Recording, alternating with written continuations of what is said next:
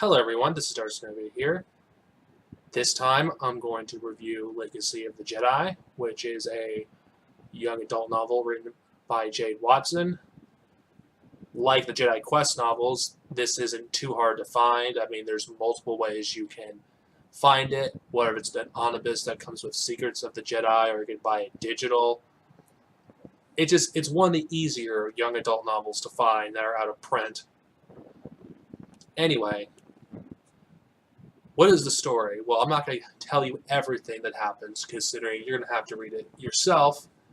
But the premise is, the main theme is legacy and what each master passes on to his apprentice. And the start of the book focuses on a young Count Dooku. Then it switches to Qui-Gon Jinn. Then it switches to Obi-Wan. Now, Count Dooku is the only character that gets to have two sections of this book that mainly focuses on him. In fact, this is primarily from the point of view of the Masters. The only exception being when Count Dooku is a child, well, a teenager, but you know what I mean, when he's in his adolescence.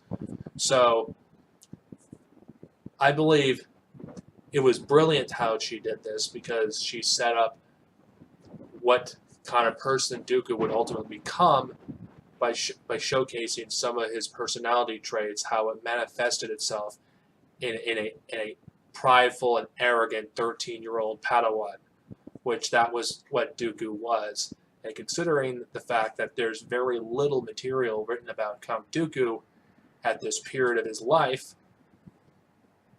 I can take what I can get. Same thing with Dooku training Qui-Gon. This was such a tease for me, because I would really like to know what their relationship was in greater detail. I felt like Jade Watson left that open for future writers to, write a story or two about those two.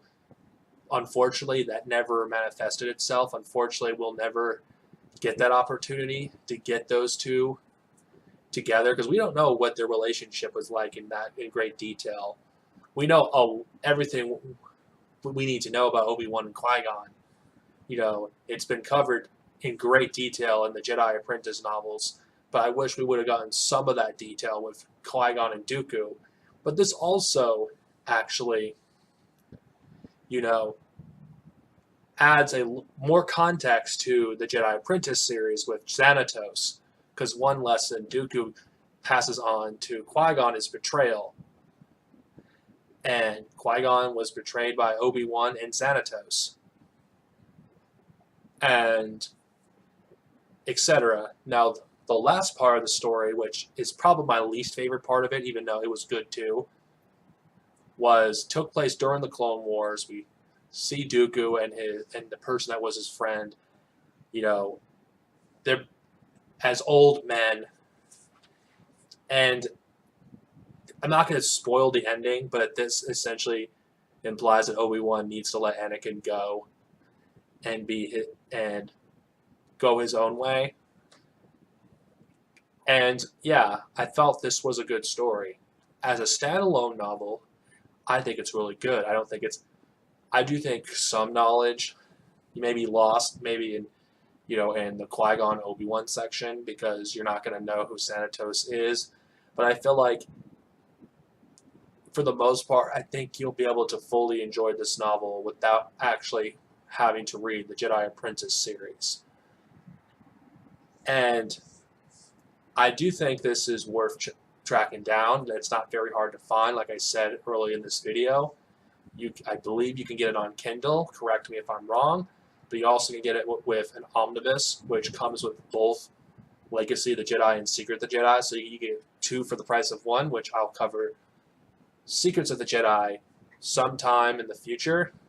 Anyway, I give this novel a classic rating. I think it's worth tracking down, and as always, may the Force be with you, and see you next time with the next book in the Clone Wars, Jedi Trial. Have a nice day, everyone.